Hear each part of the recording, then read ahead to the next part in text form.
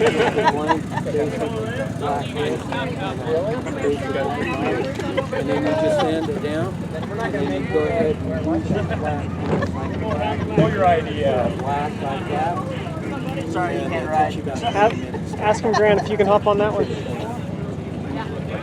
Yeah, just Canada. You asked See her, the one right? on the right, the closest to it? That's a brand.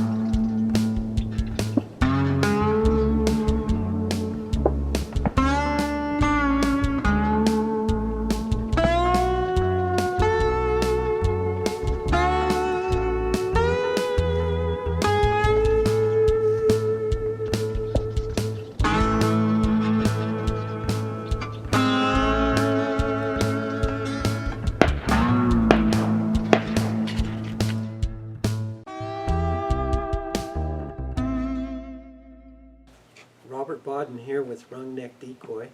Hey, I wanted to talk a little bit about the 2019 waterfowl opener, and you guys saw some footage of the WrungNeck Decoy and me preparing for the season coming up, and some of the action and motion of it, and a picture of how I ended up on the opener.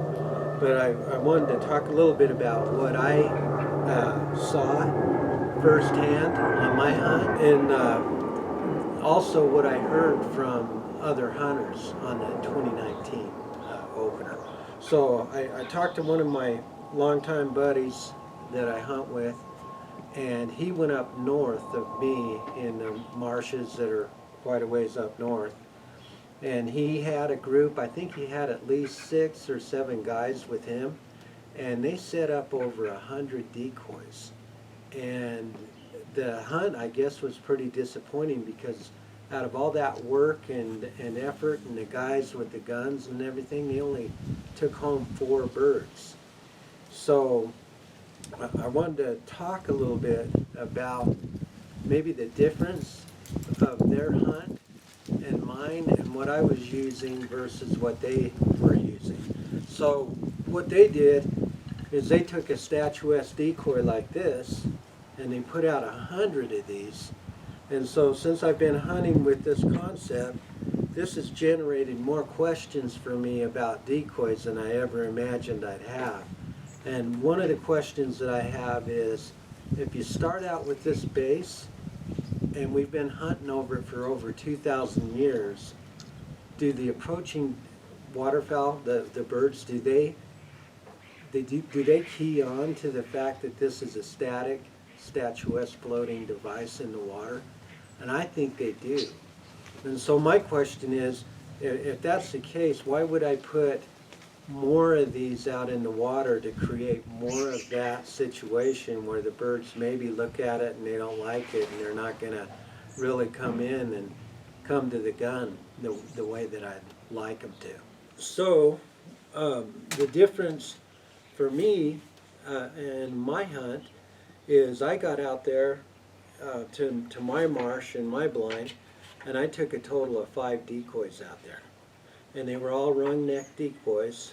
And so I took 3 of them, and just because I didn't know what the conditions were going to be, I took a spreader and I put 3 of the decoys on this spreader and set it up on a jerk cord, and it had an unbelievable motion on those 3 because of the fact that I was able to move the body, but then when I moved that decoy, the heads also moved, so I had an incredible compound motion that I was able to use to fool the approaching birds. So I just, I don't know why, I just felt like 3 was good enough, so I left one position empty and had my other 2 decoys off to the side. And so I posted the picture of my bag. It was green-winged teal, a Ouijan, and the rest of them were gadwalls. And I think I was done by 9:50 in the morning. And then I sat there, and at 10:15 I was kicking myself, and I was really thinking, man, I wish I would have just sat here and watched the whole barrage and action happening during the morning, because from 10:15 to 11 I would have been able to shoot another limit, and it would have been really good light, and the approach of the birds were just unbelievable, the way they came into the decoy. So there's my comparison for the opener. A bunch of guys going up north throwing out 100 decoys and coming off with 4 birds, and then me, one guy, going out and taking a simple rig of 5 WrungNeck decoys and me shooting the limit, and then if I would have had another person with me, they would have shot their limit. So there's just an aspect to this that I'm going to keep learning about it, and I'm going to keep sharing with you. And I know I'm asking a lot from you guys to reach out to Smith & Edwards in Utah to get your decoy, and it's an unfinished kit.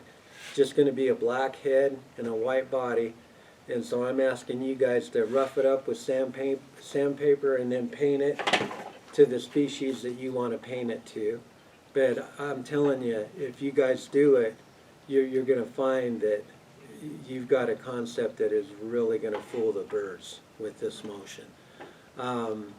The thing about it is you can take these and throw them in a rig of among statuesque decoys like this, and what you're basically going to do is you're going to traffic the birds where you want them to traffic. So if you watch the video of me shooting the brant geese in Mexico on one of the other videos, you'll see that I traffic all of the brant over the top of my guide's rig, which are brant geese in a standard floater like that. And they come right across and are coming into this motion on the ocean, and I'm plowing the birds one after another right there almost every time.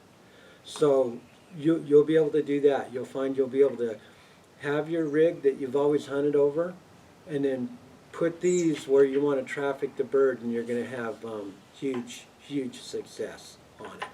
So the other thing you guys might ask is, well, what are you doing in Utah putting a brant decoy out in your rig? And I just keep generating questions. You know, a question that I have is, do approaching birds really track other species by zip code? So I don't think they come in and go, oh wow, there's a brant and we're in Farmington Bay, let's get out of here. No, I just think it shows a whole different look to your rig. And I guarantee you, I was probably the only one in Utah that had a brant floating among their decoys. So it just gives you a different look from your fellow hunters, you know.